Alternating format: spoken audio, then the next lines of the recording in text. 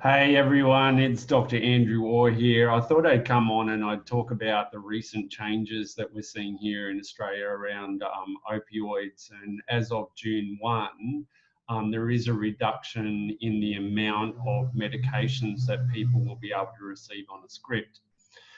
It's something that always causes a lot of controversy. I remember back when codeine was taken off the shelves. Basically, you used to be able to buy small amounts of codeine over the counter, like Panadine Extra and Panadine. So they've all been taken off the shelves, and now you can't get them without a script. Now, I know it always causes a lot of concern, and there's a lot of talk around this. And I suppose, firstly, I want to say to people that I have lived with, a chronic pain, or a lot of my life, and I still get a lot of pain. So when I talk about this, I want you to know that I understand where you're coming from. As someone that's had to use pain medications and to get through daily life, basically, and still struggles, with pain to a point. I've also been on the other end of it where I have realised that, that I have probably built, the addiction and dealt with, the addiction to pain medications. Because let's face it, it's something I want to talk about in this blog, because a lot of people are addicted to pain medications and don't even know it. Now, that's not dismissing that people have pain either. And I need to make that very, very clear. I understand pain like nobody's business as well. And having been through it, I am very empathetic to people in pain. But we also need to be real about it, that there are a lot of people in Australia and around the world that are addicted to opioids and pain medications. And those very pain medications are actually causing them issues themselves. They're actually causing a vicious pain cycle. And what a lot of people don't realise is that if we were using a narcotic or an illegal drug, we know about withdrawal symptoms and stuff like that, where people get sick, they get into pain, then they get shivers, they get even worse pain and stuff. Well, just because it's a prescription doesn't mean that it doesn't do the same thing, because they're all sourced from the same thing. They're all opiates. They all come from the poppy, the poppy family. And so they are illicit drugs, and they all do have side effects. The interesting thing is that, in Australia alone, about 3.24 million Australians live with pain, and it's set to rise or double in the next 20 years. 44.6 of those people also live with depression and anxiety, and 20% of all GP visits in Australia involve chronic pain. And only 1 in 100 will receive some multimodality care as part of their consultation. And medications are used up to around about 70% of all consultations with GPs for chronic pain management. Now, the financial cost to Australia here is around $139.3 billion. That accounts to about 12 billion to the healthcare system, about 48.3 of lost productivity, 12.7 billion other financial costs, and about 66.1 billion in reduction in quality of life. So the total financial cost in Australia is very, very, very, very high. And that's not to discount that around the world there is 275 million people that are opioid addicted and having used opioids. And the death rate around the world, so 62% of deaths in Australia, more concerningly, around of drug-induced deaths come from opioids. And we see a large number of people hospitalised each year because of this. So it's a big impact on everything, and we need to really, really look at it, because a lot of people in pain will only look at it from their own perspective as well, and not the overall. And as I was saying, you know, like 275 million people worldwide. There's about, you know, 34 million people who've used opioids, and about 9 million who use opiates. And it's estimated that 27 million people who suffered from opioid use around the world, and roughly 450,000 people die as a result of drug use. And then of those deaths around the world, 160,000 were directly related to drug use disorders, and about 118,000 were to do with opioid addiction as well. So it is really, really hard when we talk about this, because again, I understand where people come from and in pain. Now, the new changes here in Australia are not saying that you can't be treated for pain. But if you're on pain medications for more than a year, or reliance on pain medication, it requires you then to see a pain specialist. Because let's face it, we know that when we do, seek those multimodality approaches, and where pain is managed better, there's a 35% decrease in hospital and emergency department presentations and hospital admissions for unmanaged pain.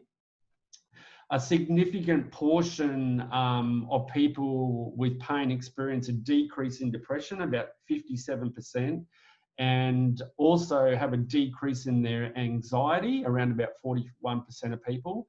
And almost all people could reduce their opioid medications and pain medications by 50%. So that's, with a proper multimodality, well-defined, well-structured multimodality pain plan set out by a proper qualified professional, which is essential for improving pain outcomes, improving health outcomes, and helping with the complications of withdrawal of pain medications and opioids. But I also understand that unrelieved pain in Australia and around the world is a big issue. Up to 80% of people living with chronic pain are missing out on treatments that could improve their health and the quality of life.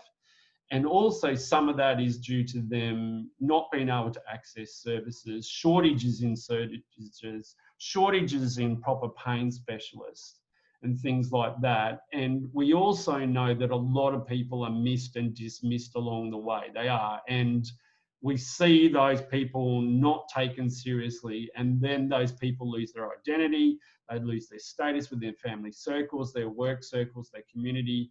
This then leads to discrimination and access to other healthcares, and then it's a big spiral that happens. And, worst of all, these people then don't have a voice. But it's really crucial to understand what these changes actually mean for people. And why I'm talking about it today is so that people don't get all uppity and it's all blaming the system. Because really, if you're in pain, it means that you're not being managed well. And that's what I see in practice daily. A lot of people just are not managed well with their pain, and they could be. And they need to be seen by a professional, and they need to get access to proper care, and they need to do it properly. Now, some people say, if I have to go to the doctor constantly, it's going to cost me more money and things like that. Well, again, the only time that you need to see another healthcare, if you're on, pain medications constantly, and then you'll have to see a pain specialist and be managed properly. Because let's face it, as I said, a multimodality approach of diet, exercise, mindfulness, pain management strategies, exercise, weight loss, all that encompassing physical and emotional does help with pain. It does. It's not the solution, but opioids alone aren't the solution either. You have to have a multimodality approach. Now, yes, you will have to go back to your GP more now to get scripts, because there won't be repeats. There can be authorization for repeats if you are a known on a known chronic managed, health or pain management plan, or you have a chronic disease and a chronic illness and chronic pain. So there can be authorizations, and that's what this allows. But after a year, you will have to be managed by someone like a pain specialist or another doctor of some form. But that's not a bad thing. Again, a lot of people are in pain because, again, they're not being managed well.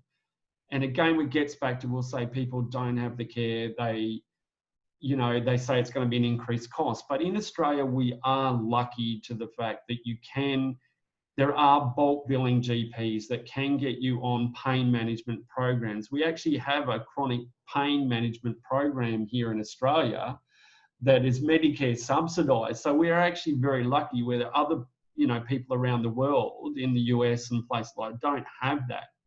So it's not as bad as what people think. It's just that a lot of people want to sit home and manage their own pain and just pop a pill. But it doesn't work like that. You can't do that. And the danger to your long-term health, your long-term physical health, your emotional health, and it can even lead to, early death and, all kinds of stuff. And let's face the fact, suicide is a big factor in pain. And if you're managed well and have access to mental health services, that's the other thing, is you can get a mental health plan as part of Medicare as well. So people can be managed properly. So it's not a bad thing having a dose. It's not saying you can't have these pain medications. It's just a reduction. Like, a lot of packets are in packets of 20 or so. Now they're reduced to 10. And or reduced in half. And there are some other medications now, like some antibiotics, and that you have to go and get an authorization for a script as well. They're not going, here's 10 packets of pain medication or 10 packets of antibiotics and go away and self-manage. It's not like, you can't do healthcare like that. So I hope people understand where I'm coming from here. It's not dismissing people in pain. It's also that people in pain have to understand that we have an epidemic. We have an opioid crisis, and there is lots of things out there that can help you with pain that don't involve medication. And yes, sure, initially you might need medication, and opioids and pain medications will be needed to get you over that hump. But you can't be on them long term. You can't be on a lifetime of pain medication. So then we have to look at other strategies. And again, I've talked about it, and I'm going to put up some posts after this and explain to people what they can do and how they can be managed and how they can work within both the private and public system. Because people go, what about us that can't afford it? But once you see your GP can then put you on these things and all these pain management programs and that. And if they have to, they can get you into a hospital-based program for withdrawal, because there are drugs. There's a really easy solution to opioid addiction too, and it's a very inexpensive treatment that can withdraw you off narcotics and opioids. So then there's all natural options out there. There's things like acupuncture, there's physio, there's TENS machines, there's so much out there that can help people with pain. And now we're even looking at, medical cannabis and CBD oils and things like that are coming out, and the cannabinoid pathways. So there's lots of options you can talk to your healthcare professional about. And I urge anyone, whether you've got, what your pain is, it's arthritis, if you have endometriosis, adenomyosis, whatever your pain is, whether it's fibromyalgia, whatever, that you can be managed. It's just that a lot of people are relying on medications as their sole and only treatment, and that does not work. It doesn't. It's why I always talk about the multimodality approach. And That's how you do it properly. And if you don't know, I tell people, come and have a consult with me, and I'll help you get to the services that you need, or go and talk to your GP or your general practitioner, your doctor. And this goes for people overseas too, in America or Canada or UK or wherever you're listening to this from. Talk to your healthcare practitioner about options other than opioids and pain medications that can help you. And it's all about bringing it all together so you can slowly wean off some of these opioids and then use them for when you absolutely need them, not like every day and so forth, which a lot of people are. And it's not the answer, because when those drugs wear off, you're getting a withdrawal effect, right? And then those withdrawal effects then highlight, and then they exacerbate pain pathways, because you're withdrawing off a medication, which is making everything worse. And then you're going, oh, my pain's worse because I haven't got the opioids or the pain medication. It's not that, you're withdrawing off them, and that's what's doing it. So this is where we have rapid detox programs and all kinds of detoxification programs and withdrawal programs and all that as well, that people might need to access, because some of your medications may be actually causing you your pain, not your health condition.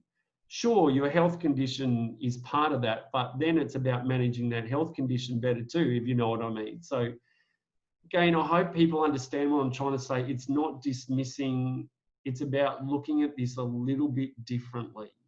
That if you are going to be one of those people that does need help with chronic pain for the rest of your life, there are other options, and there are options that are inexpensive, and there are ways to work within the system and do it properly.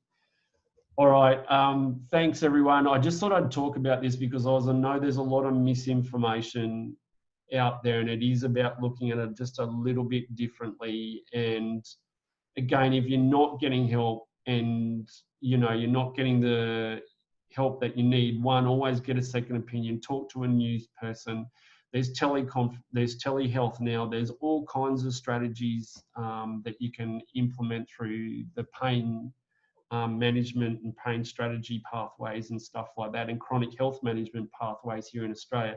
Not so much overseas, but there are lots of options. Just know that, and it has to be a multi-modality approach, and there are ways to do it publicly and privately.